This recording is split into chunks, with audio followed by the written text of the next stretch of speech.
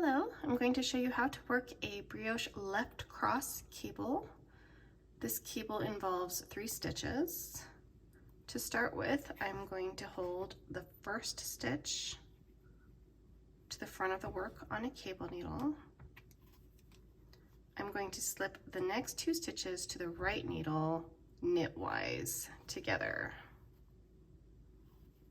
And then I'm going to slip them one at a time through the front loop back to the left needle. So I'm going to insert my left needle from right to left into the front loop of each stitch and slip it back to the left needle. If you are syncopating your cable, then you would want to brioche purl the next stitch. And if you're just working a regular left cross, then you would brioche knit this stitch.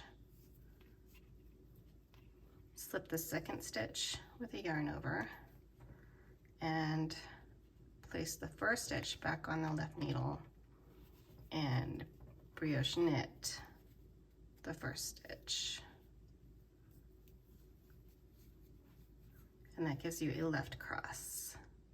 You can also work a left cross with 2 cable needles where you hold a stitch to the front and the second stitch to the back, but I prefer using just 1 cable needle, so that's the method I've shown you today.